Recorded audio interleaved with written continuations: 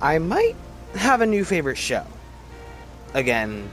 You know what? There's just been too many agains. I don't know what my favorite show is anymore. Okay, don't judge me. All right, I like a lot of shows. My goodness.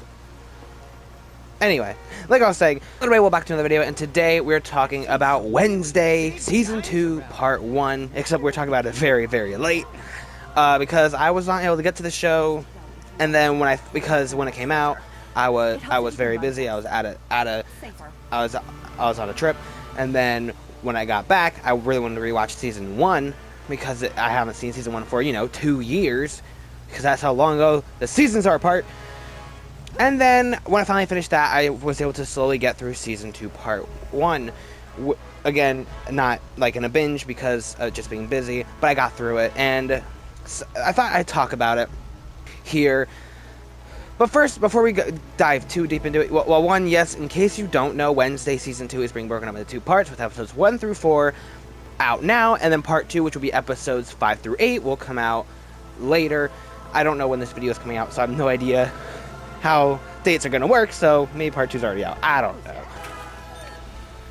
But yeah, I thought I'd jump on and talk about it, because also, a little bit background knowledge. One, I actually, at this point in time, a bit different from last time I reviewed Wednesday, I have seen the 90s Addams Family's movies, I've seen the 60s Addams Family show, and then obviously I've seen Season 1 of Wednesday. I really enjoyed the 90s Addams Family films. I even like the 60s show. It's not like one of my favorite shows ever, but I had fun with it. And as of Wednesday Season 1, I loved that season of television. It was one of my favorite it made the show one of my favorite shows. And it was also, I believe, my first ever TV review on something that wasn't a Marvel or DC project. Because at the time, I was focusing on Marvel and DC. But when I watched Wednesday Season 1, I really wanted to talk about it, so I made a video on it, even though it wasn't like my normal content. And now here we are today, where I've talked about a bunch of different things, like The Last of Us TV show, like movies outside of Marvel, like just a random one, let's say Mission Impossible.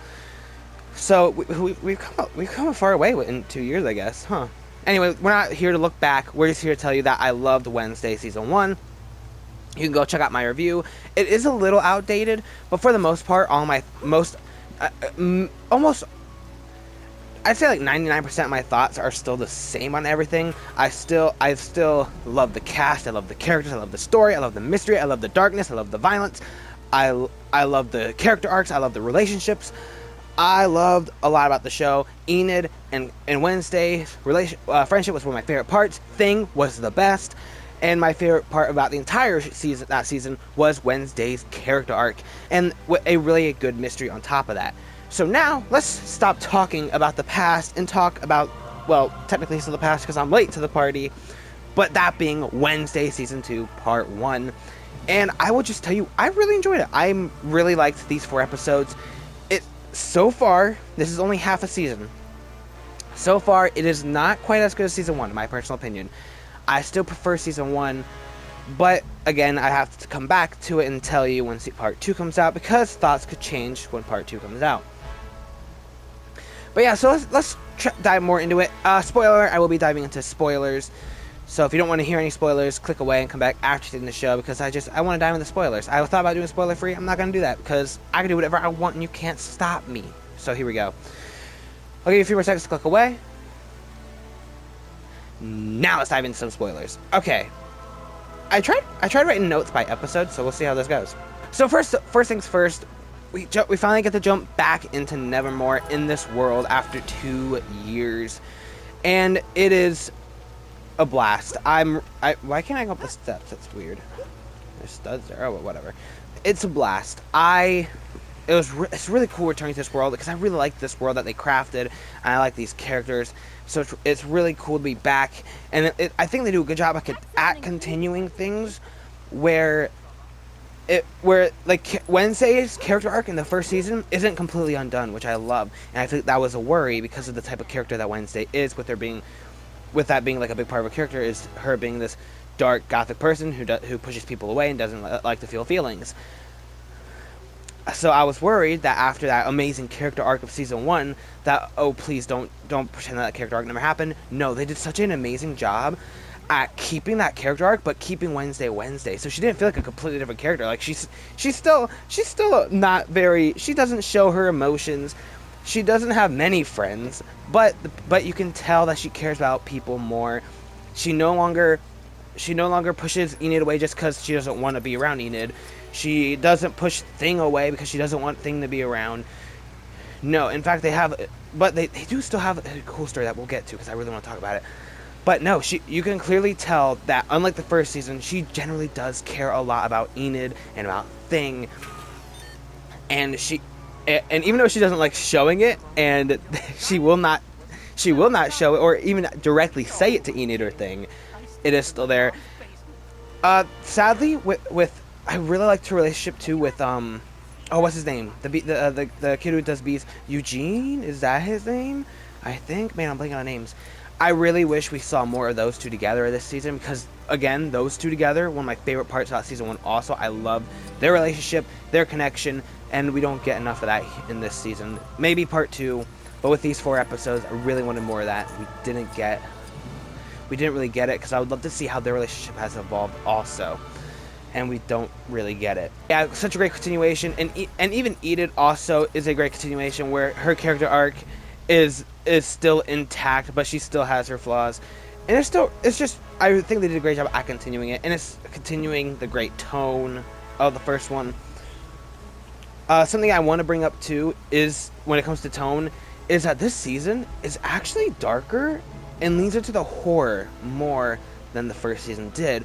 But what I think is so amazing is that it doesn't feel like it's super jarring. Like, it doesn't feel like, oh, I watched season 1, and now, oh man, why did I watch season 2? That was horrifying. It feels like a good continuation where, yes, it is darker, there is more horror. But if you go from season 1 to season 2, you won't be like, whoa, where did that come from? Because it feels like a natural continuation. It feels natural. Like, it doesn't feel jarring. You don't get whiplash. It is very much within the same. It very much still feels like Wednesday, just a bit darker and a bit scarier now. And even then, it's not like to the point where it's like, don't ever let anyone under 18 see this show.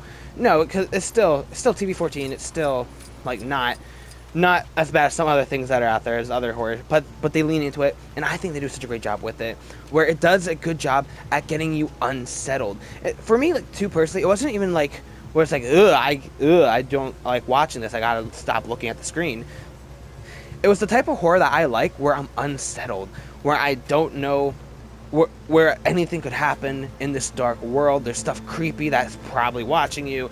So it does that great job of making you feel unsettled, but it's not like overbearing or jarring or anything like that. So I think that was really well done also. Although one thing I do want to point out is that one of the problems with shows like this, where they take 2 years to make a season, or was it 3 years? It might have been 3 years. Actually, I think it's 3 years. 3 years to make a season. Is that they're trying to tell us, they try to make it seem like, oh, it's only been a summer. It was this school year, the summer, and now we're back for the second school year. Nuh-uh, I don't believe you. These characters are way, especially Eugene and Pugsley. Them, you can really tell it. But even like Wednesday and Enid, you can tell that they've grown up.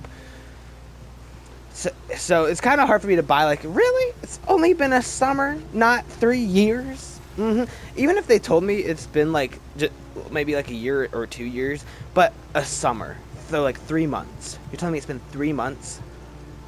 It's kind of hard to buy. And I almost dropped my controller. I mean, that was on purpose.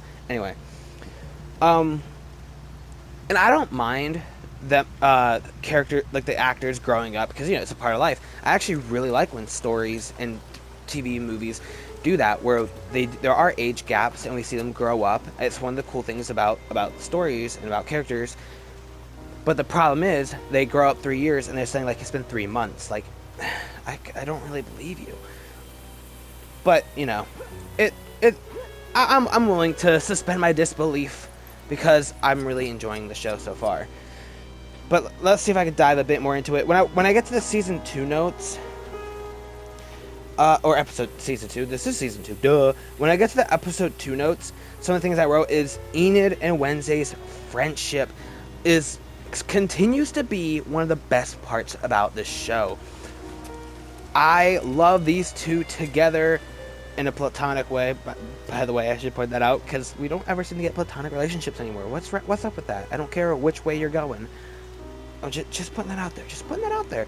And I think they're just awesome together.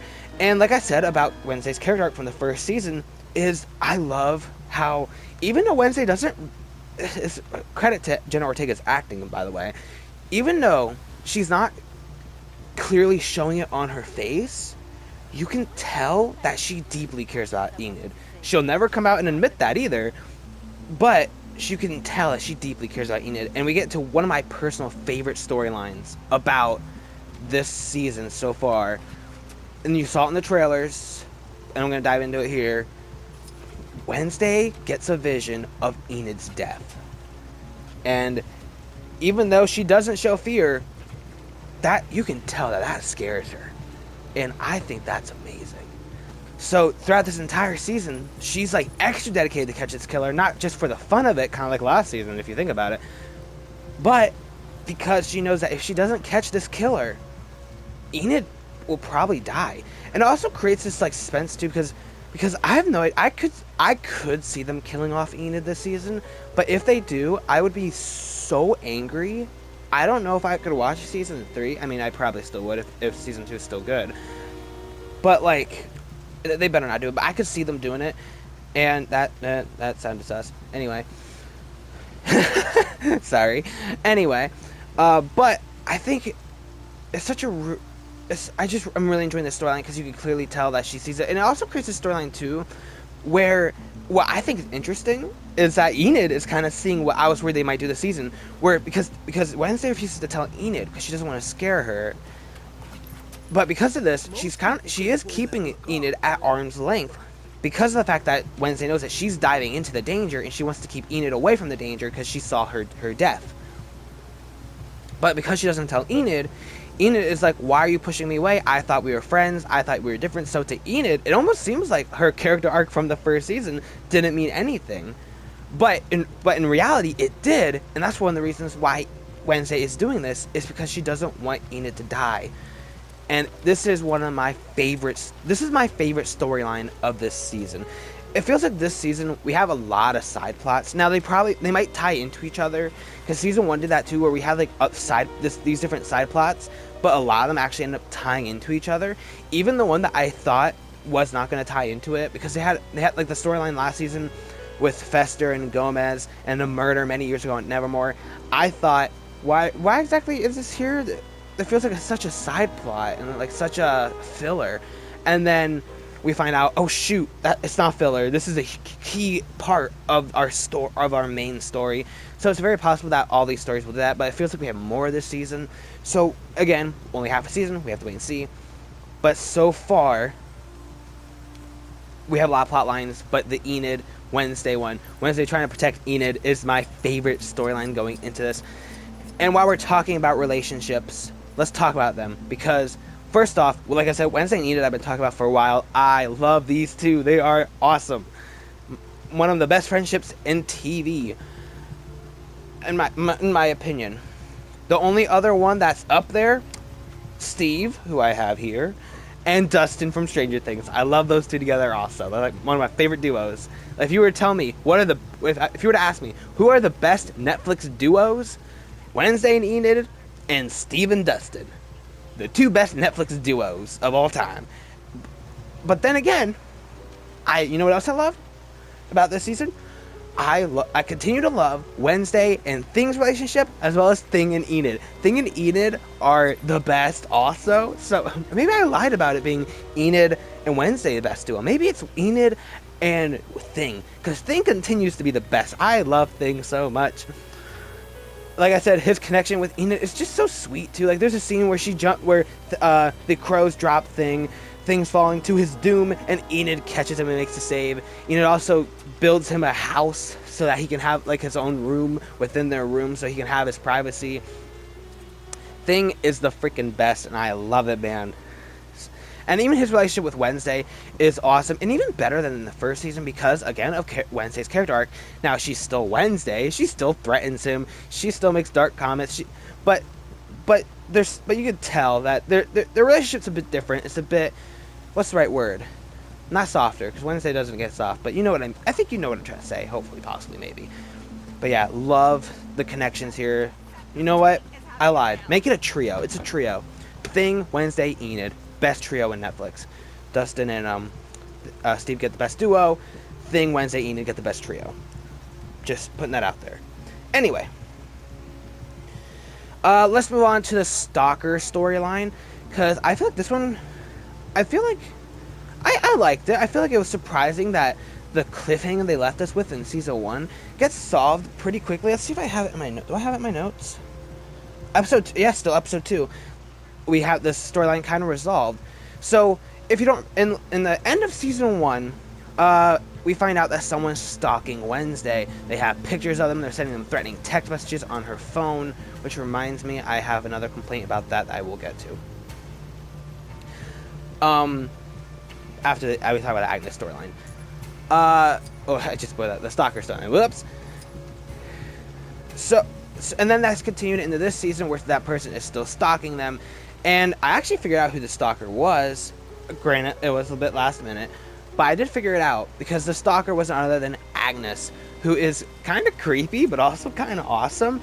And we find out that she's not actually threatening Wednesday because she's actually a mega super fan of Wednesday's. Which is, I think, very interesting. Although she comes very close to killing Enid to gain Wednesday's affection. So we have this storyline where we have this part where Wednesday saves Enid and Enid's new boyfriend, who we'll get to that later also. And we find out that it was Agnes, this girl who can go invisible, which is a cool power. And it's because she's like obsessed with Wednesday and wanted to win her affection. And yeah, I feel like it could have been a bit better, but I find myself really enjoying Agnes so far. I still don't know if I trust her, but but Agnes, I think I enjoyed it. I feel like the Stalker storyline could have been something bigger, but it's okay that it didn't. Although I will admit too that the Stalker storyline, I think I personally feel led to a couple of creepy moments in the show. Just because to me there is something. It is very creepy. Just the idea, just the concept of somebody's always watching you. Somebody is always taking pictures of you and listening to you, and they're sending you threatening text messages. That is just very, very creepy and sadly a bit too realistic. But with how they did that before the reveal was made, it really is unnerving, and it's really like, ugh. I felt like a shiver go down my spine, and I think that was really well done. So I think that was a really good storyline. I think they could let me more. They could have been a bit bigger, but I'm okay with it so far. And who knows? The season's not over yet. Agnes might have a bigger part to play later. The thing I wanted to mention that I was not the biggest fan of when I brought up the phone is Xiaver and even her phone. When she was given a phone at the end of season 1, I was like, oh, okay, that could be an interesting development of her character. And then we find out in this season that she just outright got rid of it, which is like, okay. But what made me the most upset is how they got rid of Xiaver, because he just disappears because he's like transferred to a school in Scotland, and it's just, see, I know that. I don't know exactly what the drama was with the actor playing Xiaver, but I know there was some drama, which, if depending on what the drama is, maybe not. But I feel like they could have written off Xiaver a bit better, because, or even, depending on what it was, maybe even keep him around just to at least finish a storyline with him. So I was not a fan of how they got rid of Xiaver in the show, but what are you going to do? Yeah. Anyway, moving on from that now. So let's move on to the killer. The Crow Killer. I don't know. I almost called it the Raven Killer. I think it's Crow Killers. So throughout the season, we get 2 murders from someone who controls crows in pretty intense ways, if I'm being completely honest. One of those kills being, I forget his name, but the sheriff from the first season, Tyler's father, which to me shocked me. I was like, what? What? He played a pretty significant part in season 1, and he's just dead. I think it was episode 2, just dead, gone. It's just like, that's crazy. That it feels like maybe a bit too soon. I think there's again, I think there's some interesting stuff they could have done with him. Nope, gone, bye bye forever. Interesting. Okay. But the story with the Raven killer or Crow killer. The Crow murderer. Duh. Why am I saying Crow killer? Murder crows. Crow murder. We should. Yeah. Anyway, I'm gonna pretend that's what I've been saying the whole time. Crow murderer. Anyway, the story with the Crow murderer. The mystery there. I was enjoying. It's not my favorite. I think the mystery in the first season is better so far. But again, we're only halfway through, so I don't know. I will admit that the reveal of who the murderer of the Crow murderer is. I'm calling her the Crow murderer because I don't remember the name of the character.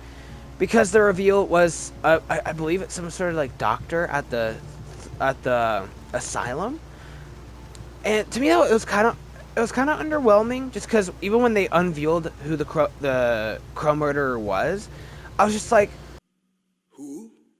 And then it took me like a couple of seconds to be like, oh, that was the doctor that we saw in the one scene, maybe two. So I feel like that could have been a bit better, but again, it's hard to tell because we were only halfway through the season, so there's probably bigger twists and bigger turns later to come. So we shall see. But when it comes to the Crow murderer, I was a bit underwhelmed, but it wasn't bad. Like, I would not call it a bad mystery, but it is a good mystery. Just a bit of an underwhelming reveal. And again, halfway through the season, things could change. If we start, so I want to bring up Tyler a bit, the Hyde and Christina Ricci's character. Hopefully I'm saying her name right, because I don't remember the character's name. I only remember the actress's name, and even then I butcher her name. They're back. They come back for a little bit.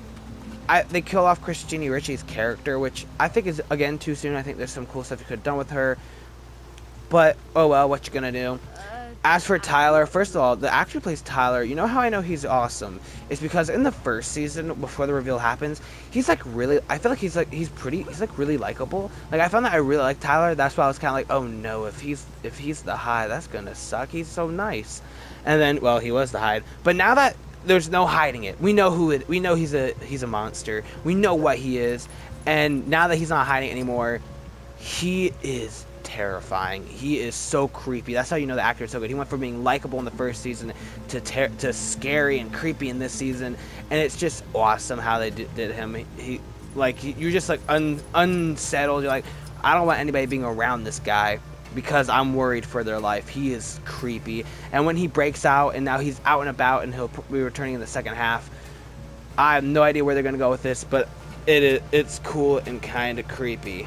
We're coming up. I've been talking for a long time. So I could bring up. There's other side plots going on, but to be completely honest with you, I'm not as interested in those side plots as I am in the rest of the stuff I talked about. So I'll touch upon them briefly.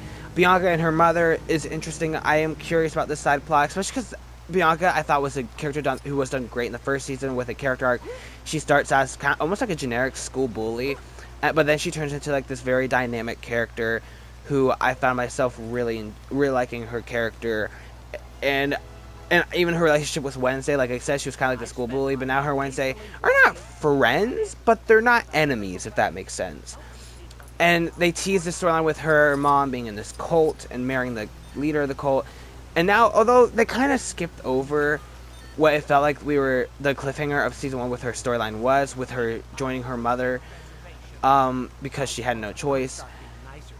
And now, all of a sudden, we jump into the season, and the mother's out of the cult, but I guess the guy she married, who is like the new leader of the cult, is after her and Bianca, I think. So, that storyline's interesting. I do want to see where that goes, and it might connect to the future later. But as of right now, I don't know. The other side plot is, the zombie side plot that we have here. Now, the zombie has provided some really cool horror elements here, with some creepy scenes, with some cool creepy images, some unsettling death.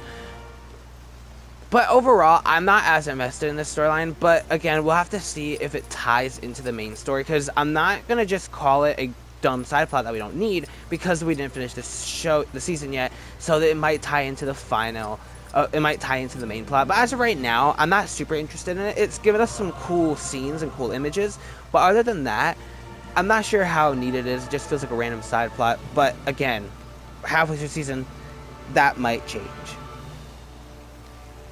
And then I think I can wrap it up by just saying two things. One, the soundtrack is still great. There's a piano version of Zombie by the Cranberries, which was awesome. And then also some of the designs of the outcast who are locked up because they were being experimented on by the Crow Murderer's father, and now I think the Crow Murderer to create outcasts, pretty much giving normies outcast abilities, which I think is very interesting. I'm very curious where this is going to go. Some of the designs of those guys are horrifying, which is kind of cool because it doesn't look like they're necessarily bad people that we know of. They might be, but they are kind of, they are, some of them are like very, very unsettling to look at. It's kind of cool. The Crow Murderer is still out there, I believe, and now so is Tyler.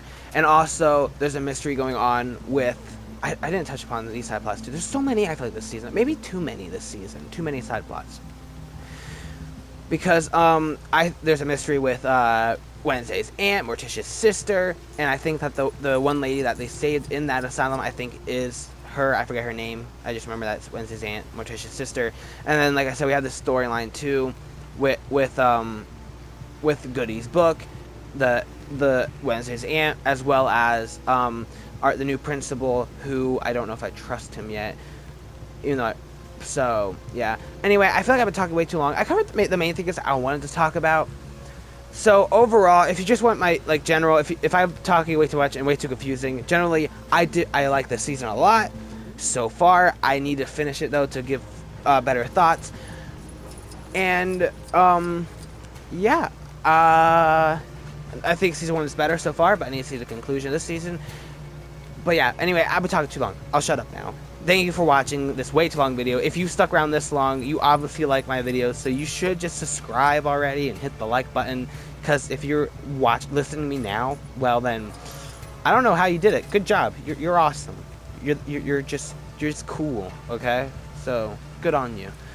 And yeah, thanks for watching again, and tell me what you thought of Wednesday Season 1. Wednesday Season 2, Part 1. Bye.